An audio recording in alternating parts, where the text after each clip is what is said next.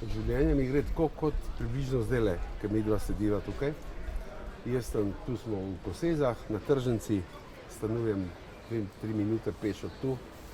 Če imam čas, v glavnem ga imam, ker sem v penziji, pridem sem zjutraj na kavo. Tako, nimam več nobene želje po tem, da bi delal, teatru sploh ne. Sicer imam eno predstavo s mojim prijateljem Borisom Bevetakom. Ta afera s plagiatom mi ni kaj dosti, kako bi rekel, oškodovala v tem smislu publike. Zakaj govorim to? Ker sem bil vedno zelo ekstremen. Še danes in takrat in pred 20-30 leti del publike me je sprejelo, del publike me ni nikoli sprejelo. Ne vem, kaj je boljše, ali da si všeč vsem, ali samo da te izbirajo. Ne vem, kaj je boljše. To pravi, da je ponavadi najboljši tisti, ki mora vsaj delček ljudi ga mora sovražiti. Saj to v Sloveniji pa ni problem. To, kar smo verjetno vsi pomislili, pa kaj hudiča si misli. Ali si res mislil, da ne bojo tega ljudje vedeli? V zadnji je bil kompleten kontekst življenjskega, mojega življenja, ki je prišel na neki točki do enega zelo hudega vozlišča. Jaz sem ga seveda vsaj tako dojemal, bodi si na osebni ravni, bodi si na profesionalni ravni. Ker naenkrat sem čutil, da me ni več, da odpadam od stvari. Mislim, to je nek občutek, ki ga je težko opišem, ampak priješ v eno stanje globoke depresije, ki imaš probleme zjutraj vstati in sploh kaj početi. In ker smo verjetno že vsi pomislili na to je normalno in človeško, da človek pomišlji o lastnem samouničenju, češ nema to konc, nima smisla več, ni več kam poti. Neko obup pride do določene točke, ko rečeš konc. Ampak seveda jaz fizičnega samomora nisem bil sposoben in nisem sposoben ga narediti. In ne obsojam tiste, ki to naredijo, ker mislim, da morajo zbrati velik pogum. Nisem bil sposoben, če nič drugega, zaradi tega, ker ne želiš pustiti dediščine tega tipa. Govorimo o tem času, 2016-2017. In potem mi je prišla ta absurdna, nora ideja o plagiatu, ki sem se ga lotil. In večkrat sem se vprašal, še danes, kaj. Jaz sem točno vedel, da se to ne more ostati zakrito, da enkrat to eksplodira, nekdo enkrat prepozna. Niso prepoznali to seveda mojstri teatrologije, ki so brali to zadevo. Spoznal je nekdo, ki je slučajno videl isto predstavo nekje drugje, pred časom. In je eksplodirala zadeva. Ko je eksplodirala, sem se na nek način oddahnil. Rekel, no, pa je prišlo ven. In v bistvu je bilo to nek drugačen tip samomora, kot da bi se človek hotel izničiti. In sem se izničil. Izvirni greh je moj, ne obtožujem nobenega, absolutno nobenega. Ponavadi rečemo, v vsaki stvari je nekaj dobrega, no pa kaj ne bi bilo zdaj dobrega tle, je to, da sem dosegel grozovit medijski linč. Grozovit. Dobro je to, da se je pokazalo, kje sem. Ker naenkrat sem padel v nek čist prostor. Večina ljudi je zginila okrog mene. Kaj to pomeni? Pomeni, da te nobeden več ne pokliče. Niti zato, da bi ti rekel, drži se, pa niti zato, da bi ti rekel, peti ti nekam, v smislu obsoje, kar bi tudi sprejel. Ampak nastala je neka tipična slovenska gluhota. In tle si rečeš, dobro, z ljudmi smo nekaterimi sodelovali desetletja, in zdaj jih ni več. Če jih pokličeš, se ne odzivajo nič. Kaj potem to pomenilo? A je to prijateljstvo bilo, ni bilo prijateljstvo? Kaj to pomeni? Ampak kaj so ti pustili tvoji najbližji? Kdo je bil s tabo? Kdo je zdaj s tabo? Kako si to? Jaz imam par kontaktov prijateljskih, ki so vsi iz dobe 60 let. končni jezik, ker smo bili sošolci, ker smo imeli skupaj nek amaterski teater v Trstu in ti kontakti so ostali. 2, 3 kontakte. Hčerka pa sin, imam dvojčka, absolutno ne. Ja. So ostali skozi vso to kalvarijo. Ja, sta tudi razumela do neke točke tudi po mojem nista tega sprejela, sta morala požreti, no, da rečem, dogodilo ne. Mogoče jaz tudi ne vem, sta tudi kaj plačala na ta račun, ne vem. Verjetno je tudi za njo obremenjujoče, da imajo moj priimek, ki se pojavi v nepravi situaciji. Si imel veliko ljudi okrog sebe, od tega, da si bil igralec, režiser, direktor. Verjetno so to ljudje, ki se niste samo službeno bližali, ampak ste bili... Ja, smo se dobivali tudi tako, ja, seveda, ja. Veš, v teatru je ta čudna situacija in atmosfera, ki se zgleda, so vsi prijatelji, ne. Mi se po premierah strašno radi objevamo. Vendarle pa je nekaj človeškega, vsi imamo nekaj sence vse, ne? Se pravi, tudi iz tega stališča ni bilo nekaj razumevanja. Ti si rekel, ok, na premierah se trepljamo, pa objemamo, ok, to razumemo, vemo, ampak tudi vsi vemo, da se pač družite, debatirate, diskutirate, ne? Ja, Kako ja. ti to vidiš, mislim? Ja, pa ne vem, kot spada k temu okolju, ne? Debata, pa to berejo knjige, eni berejo, eni ne berejo. Mislim, ambient kot ambient, nič kaj posebno od ostalih. Tudi če mislimo, da je, ne vem, igralski poklic neka strašno drugačna zadeva. Ni, ne? Ni. Je pač ena zvrst od tolikih, ne? Naslikati sliko ali pa napisati skladbo, verjetno zahteva neke podobne veščine, ne? To, da so ali niso intelektualci ljudje, to ne igra nobene vloge za njihovo človeško naravo.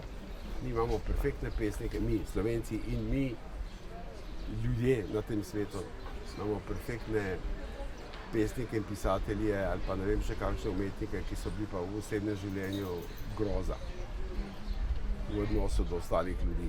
Ne. Tako da ne bi človek dal, ne vem, enemu, ki napiše eno strašno lepo pesem za otroke ali pa ljubezensko, v bistvu je pa kot človek zelo vprašljiv tip, ne, moralno.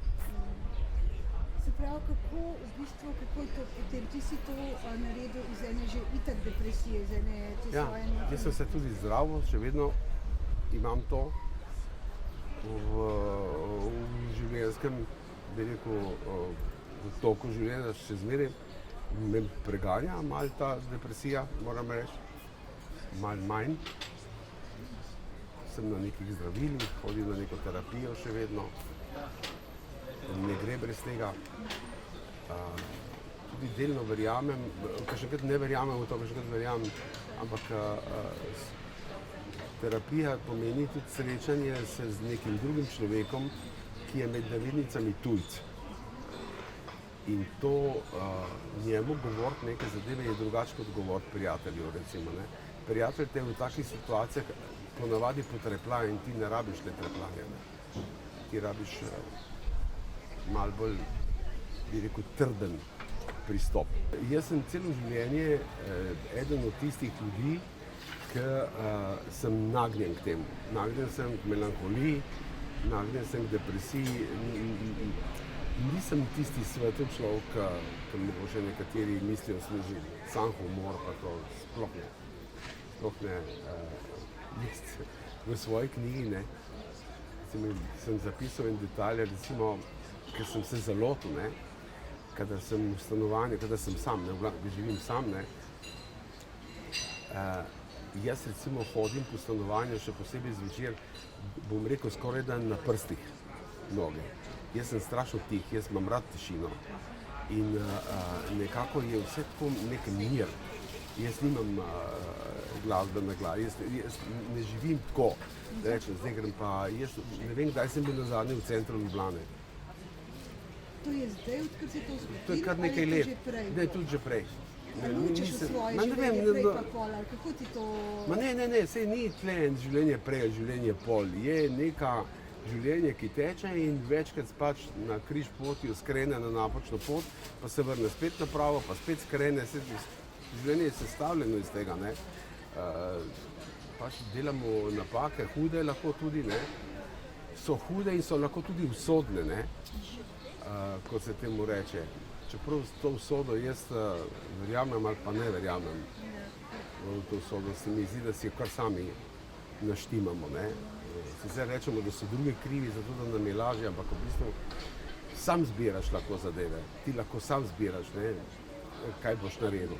In to sem izbral, da bom naredil, ne. To ne negiram, ne. Ja. Koliko je vplivalo na te, da je bil tvoj oče, kot so se zdaj pogovarjala, komik, igralec, da si ti tudi stopil v komedijo in hkrati postal še bolj depresiven? To je bilo ključno, da je bil moj oče igralec v Tržaškem gledališču. Vse skupaj je ena velika igra, ne, in je šarmantna, ne, za otroka, te potegne in padeš not, tako da sem jaz že zelo zgodaj vedel in želel in hotel biti v teatru. Nisem vedel kot kaj. Lahko ne bi bil igralec, lahko ne bi bil režiser, ampak lahko bi bil tudi, recimo, bi me zanimalo biti recimo tehnik, recimo, imeti luči čez ali pa recimo zvok čez. Karkoli, ampak vedel sem, da bom padel v ta ambient in tudi tako sem, ne. Tako da je bila potem padla izbira leta 76, da sem iz Trsta, kjer sem rojen, ne, se vpisal na Ljubljansko akademijo, ne. In potem gre življenje naprej, mislim. Se pravi, da ko si naredil ta svoj plagiatorski samomor, si na nek način tudi razčistil odnos z očetom? Moj oče je bil temu nagnjen tudi zelo. Mislim, da sem že malo mogoče ta vzorc od njega prevzel. Mama je bila bolj energična, ni imela tega problema. Mislim, da sem. In stalno me je spremljal in me še zmeraj spremlja. In s tem vem, da delam krivico tistim, ki me imajo radi. Me spremlja občutek osamljenosti, strahotni občutek osamljenosti. Ne morem se tega znebiti. Tako da sem se pa naučil, ker ti se moraš potem naučiti živeti s tem. Ali se naučiš, ali greš, ni druge poti tle. Naučiti se živeti ne samo z občutkom osamljenja, z občutkom depresije, s tem občutkom, da padaš v neko luknjo, ki ni konca, ne, na to moraš reagirati. Reagiram pa tako, recimo, meni je problematičen del dneva, ki se mu reče popoldne. Zjutraj nimam več tega problema, pa tudi zvečer se mi ne pokaže ta zadeva. Ampak popoldanski čas je neka praznina in še enkrat kar čutim, kako se iz mene neka energija, grozno negativna, pojavlja, ne? In takrat odreagiram tako, da če nič drugega grem z doma ven. Ali grem na en krog, ali grem na en kofe, ali se nekam pelem, samo da minem. Če pa tega ne naredim, ne, sem se pa naučil, da se usedem in da čakam, da mine. Ker vem, da mine. Zdaj, mine so razmerno prej, ker še enkrat je bilo pa to čakanje dolgo tedne lahko, ne. Evo, to je to. Ja, to je, ne da se pa občutek povedati, mogoče se ga da uglasbiti ali pa naslikati prej. To je ta značilnost občutenj, ki včasih besede skrivajo. Ampak tukaj v tem je bilo lažje, če si imel veliko ljudi okrog sebe, je to bila posledica tega, da si to vsi zapustil, ali je to nekaj, kar si ti hotel sam, da se doseže na nek način, je ta osamljenost, ko se čuti noter, da je še vizualno rekala? Jaz, kadar imam to krizo, nikoli ne kličem in nikoli ne iščem pomoči. Imam zmeraj ta občutek, da naj ne bi bremenil nobenega.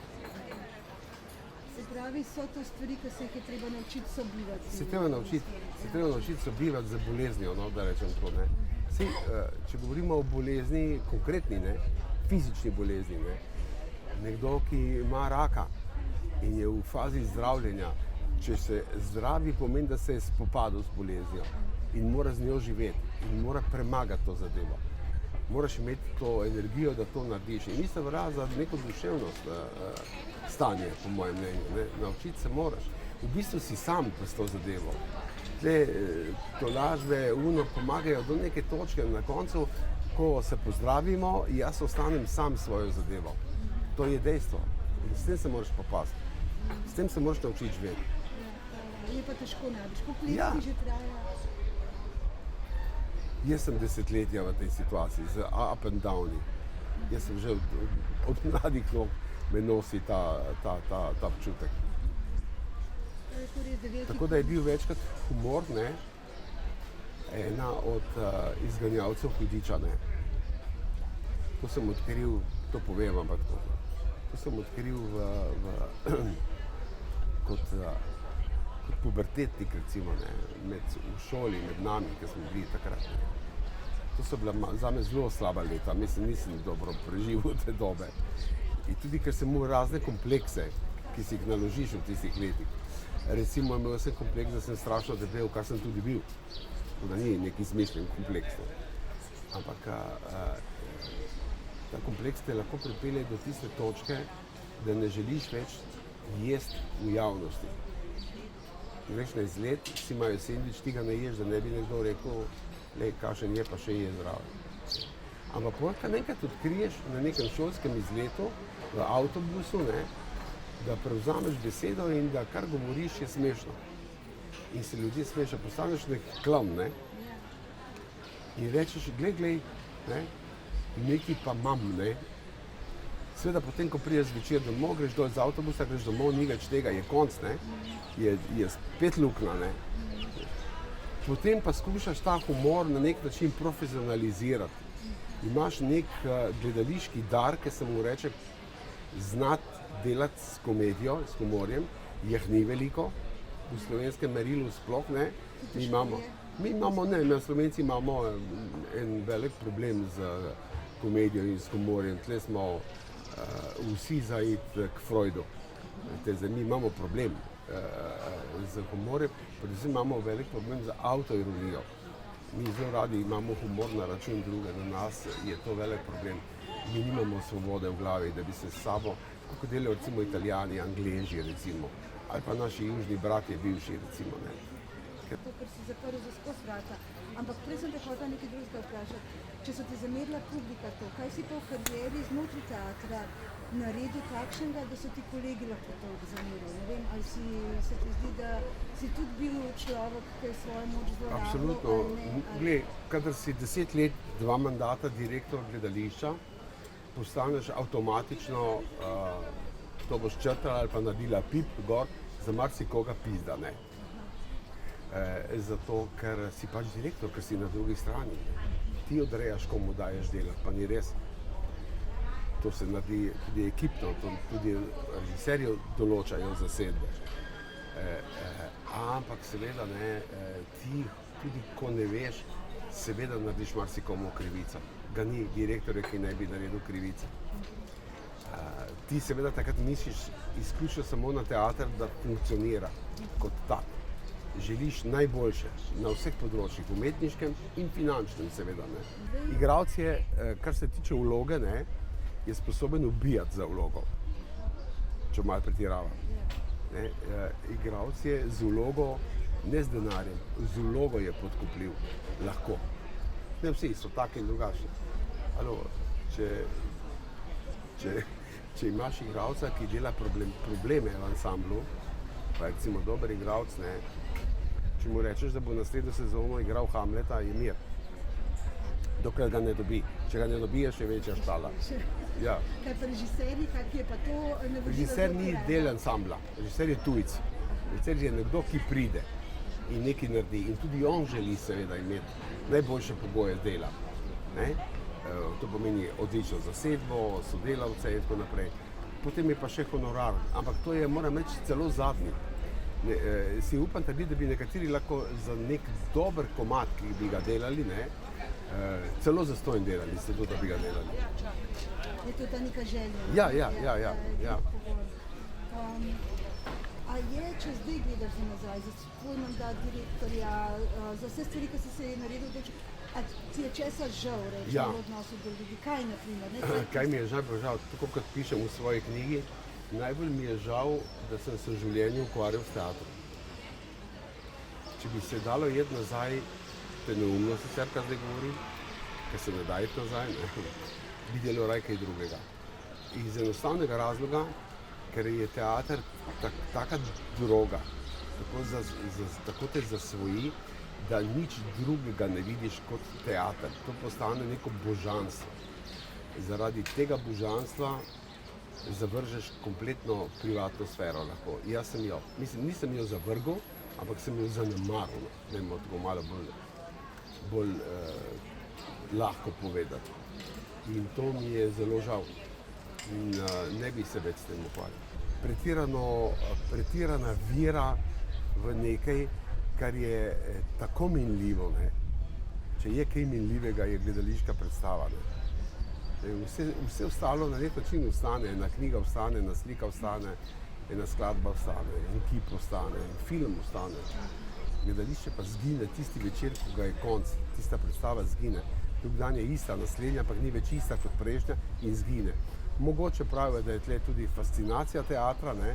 Jaz pa mislim, da je ta potreba po teatru, po tem tipu umetnosti, kjer človek v tistem istem momentu nagovarja človeka, dve živi biti, ki se pogovarjajo, eden zodra, eden v publiki, da bo te potrebe vedno manj.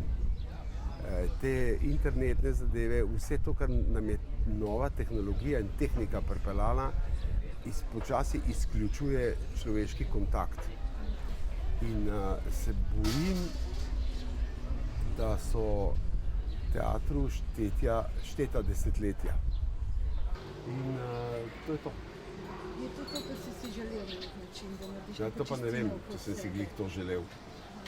Mogoče sem si želel kaj drugega, se ne vem niti kaj pravzaprav. Veš, pri meni funkcionira želja tako, da si strašno želim eno stvar in ko jo imam, nimam več želje po njej. človeško, ja? Zelo. Človeško, ne? Klasika. Ko izgubiš, pa veš, Klasika. kaj je. Ampak vic je v tistem pričakovanju, v tistem hrepenenju po nečem, ne? A veš, ko tisti dosežeš, nima več skoraj vrednosti.